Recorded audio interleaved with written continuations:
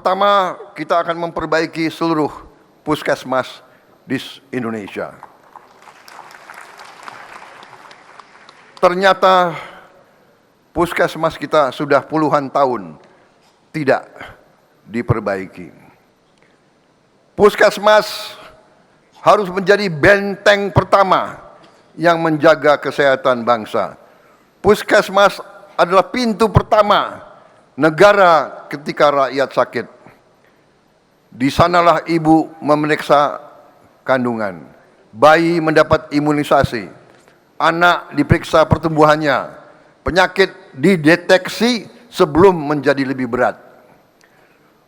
Mulai tahun 2027 pemerintah akan merenovasi 10.000 puskesmas di 7.280 kecamatan di seluruh Indonesia.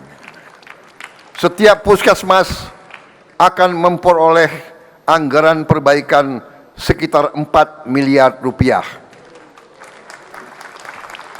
Tentunya daerah yang lebih terpencil, daerah yang lebih terluar dan tertinggal harus mendapat lebih. Selain itu, kita juga akan merenovasi dan membangun lebih baik lagi 514 laboratorium kesehatan masyarakat atau Labkesmas di 514 kabupaten dan kota di seluruh Indonesia. Program renovasi puskesmas dan Labkesmas ini harus selesai paling lambat pada tahun 2030. Rakyat tidak boleh menempuh perjalanan jauh hanya untuk memperoleh pelayanan kesehatan dasar. Negara harus hadir sedekat mungkin dengan tempat rakyat hidup. Untuk itu kita juga akan membuat ambulans udara dengan helikopter, dengan pesawat kecil yang bisa mendarat di lapangan-lapangan rumput, di lapangan-lapangan pasir, bisa mendarat di pinggir sungai, supaya tidak ada rakyat kita yang tidak bisa dievakuasi kalau dia sakit.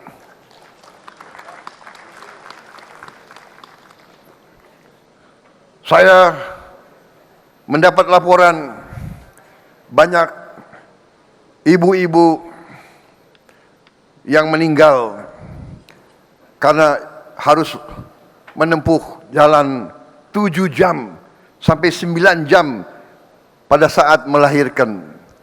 Pada saat sudah waktu mau pecah harus 9 jam karena tidak ada jalan yang baik, karena jembatan tidak bagus.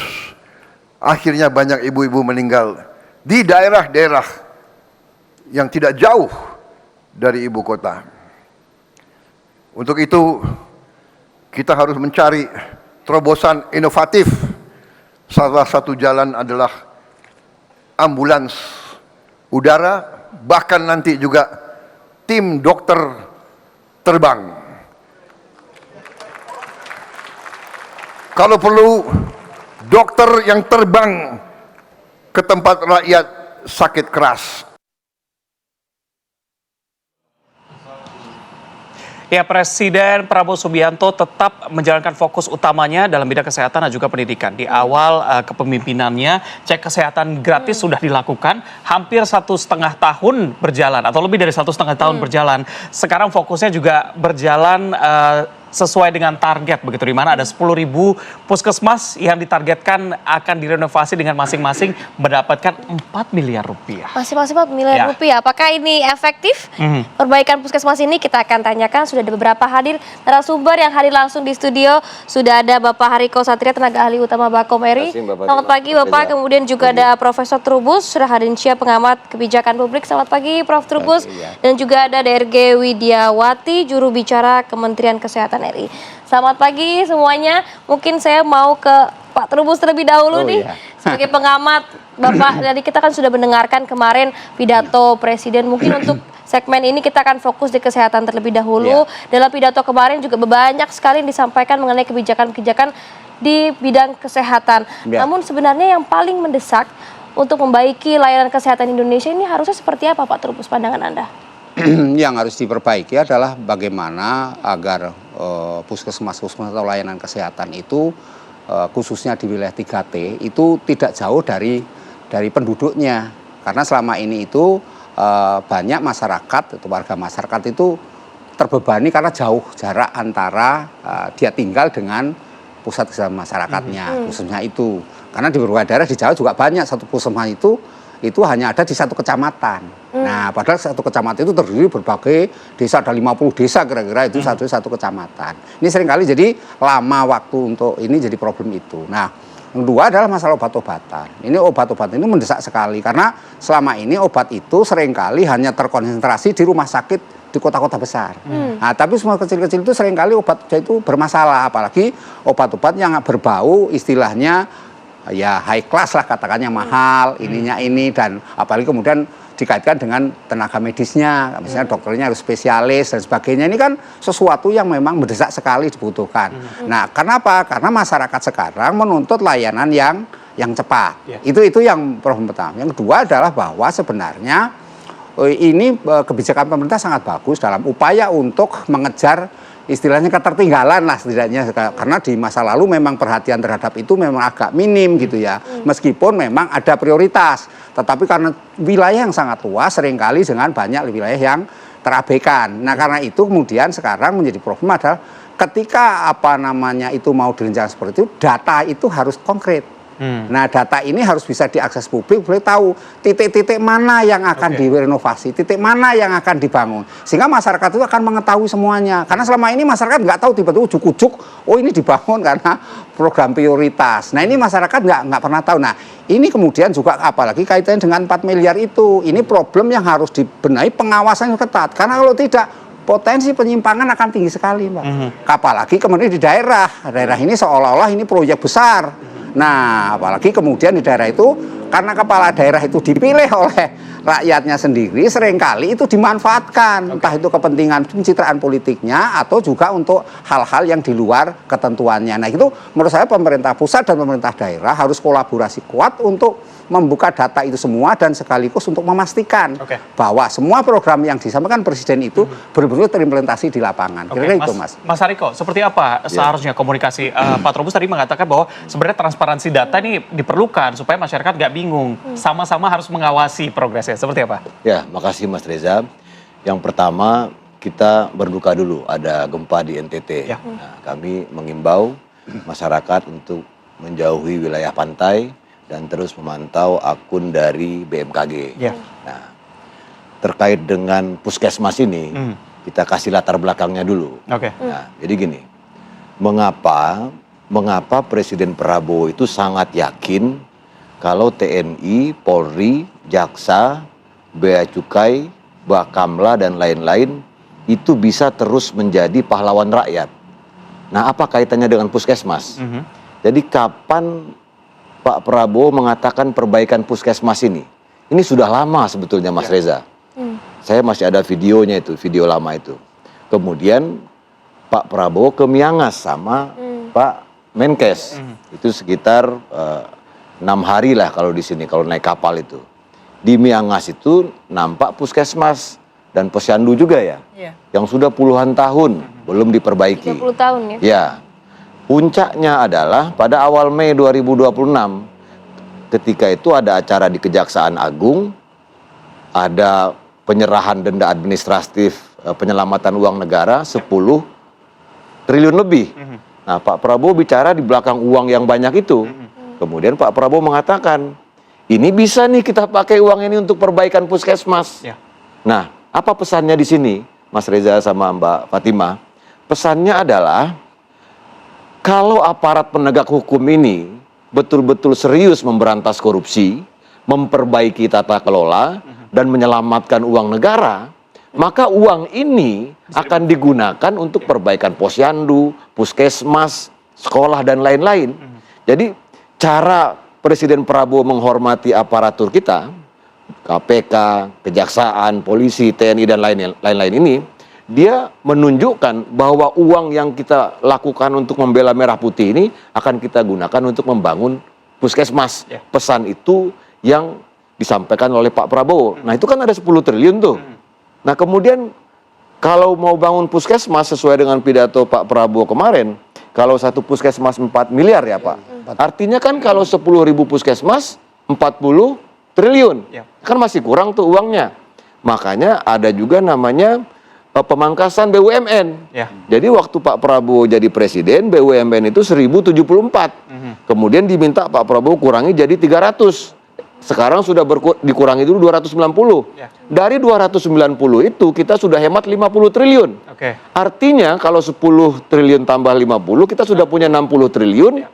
Nah, apa yang ingin kami katakan? Bagi ibu dan bapak yang terdampak karena pemangkasan ini, yang dulunya jadi komisaris, sekarang tidak jadi komisaris, yang dulunya jadi direksi. Oke. Sebetulnya beliau ini juga pahlawan semua. Karena dengan beliau meninggalkan jabatannya akibat pemangkasan ini, uangnya hemat 50 triliun, dan itu akan digunakan untuk pembangunan puskesmas dan lain sebagainya. Oh, ini kita sudah dapat. Jadi mengenai transparansi data tadi yang Pak Trubus sampaikan. Sangat setuju dengan Pak Trubus. Jadi beliau ini bukan pengamat biasa sebetulnya, ini guru besar.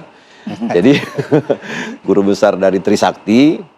Jadi kalau untuk makan bergizi gratis sampai Pak Prabowo mengatakan kalimat yang keras sekali kemarin itu tidak layak kita hormati, bahkan dia marah betul. Apalagi kalau korupsi terkait dengan perbaikan puskesmas. Ya. Oleh karena itu pengawasannya harus sangat ketat dari KPK, dari Kejaksaan, dan Presiden sudah mengatakan tidak ada yang kebal aturan. Baik. Jadi tegas sekali kemarin itu. Ini kalau kita belajar dari kasus di BGN ya, Baik. dari 7 orang yang ditahan itu kan ada tuh beberapa orang dekat Pak Prabowo. Jadi apakah Jangan publik sampai. bisa mendapatkan akses, titik mana yang mendapatkan prioritas dan segala macam. Itu yang tadi yang ditanya. Kita optimis dengan Kemenkes ya. Aha. Karena di Kemenkes ini sistemnya sudah berjalan dengan baik, pengawasan sudah berjalan dengan baik. Kita lihat di CKG ini, maka kami sangat mengimbau kepada seluruh mahasiswa, organisasi masyarakat, awasi dana yang mungkin sebesar 40 triliun lebih ini untuk perbaikan puskesmas, dan sudah ada PP 24 2025. Itu diterbitkan di zamannya Pak Prabowo. Apa itu? Siapapun yang melaporkan penyelewengan korupsi itu dilindungi. Oke. Bahkan di HUT Polri Pak Prabowo mengatakan orang-orang yang mengkritik, orang-orang yang benar tidak boleh dikriminalisasi. Baik. Sebaliknya orang-orang yang mungkin nanti mengkorupsi program ini itu harus diproses Oke. secara hukum. Baik, Makasih. Pak Hariko. Mungkin saya mau ke Ibu Widiawati. Ibu tadi disampaikan Pak Trubus ini tidak hanya soal renovasi saja, tapi mengenai titik-titik juga harus sesuai. Apakah ini tidak hanya renovasi, tapi ada pemindahan puskesmas ke titik-titik yang lebih dekat ke masyarakat? Iya, saya merangkum dari Prof. Trubus sama Pak Henrico. Jadi gini, kita membangun 10.000 puskesmas yang dikatakan oleh Pak Prabowo tadi di 7.285 kecamatan itu berdasarkan titik-titik yang dibutuhkan. Jadi ada, sekarang kita sudah memprogramkan untuk 2027 1.988 puskesmas yang akan dibangun, dan juga Baru berarti ya? Iya, dan juga 8.001 puskesmas dengan kerusakan berat, ringan, sampai sedang. Nah, itu titik-titik itu yang sudah kita pantau, yang sudah kita tetapkan untuk diadakan puskesmas. Kalau dibangun baru memang dia nggak ada, ya dia nggak ada. Tapi kalau renovasi itu karena mungkin ruangannya tidak memadai, alur pasiennya juga nggak enak. Terus kita juga nggak boleh luput dari hanya membangun, tetapi kita juga harus tahu berapa jumlah SDM yang dibutuhkan, gitu kan. Kemudian berapa jumlah kebutuhan ruangan, berapa jumlah alat kesehatan, berapa jumlah kemudian obat-obatan. Karena kita punya dasar puskesmas itu yang kita ambil mestinya sekarang 13. Oke, kita ambil yang 9. Di dalam puskesmas itu harus ada 1 dokter umum, dokter gigi, kemudian bidan, perawat, tenaga kesehatan masyarakat, tenaga gizi, tenaga kesehatan lingkungan, farmalkes, sama laboratorium. Itu yang akan dilakukan, akan dibentuk nanti di puskesmas-puskesmas yang revitalisasi dan juga bangun baru di 2027. Kita nggak boleh hanya bangun saja, tetapi kita harus bangun juga dengan SDMK dan isinya. Dan juga perlu diingatkan bahwa puskesmas itu tidak lepas dari pustu dan juga posyandu dan kader. Karena itu jangkauannya sampai ke keluarga.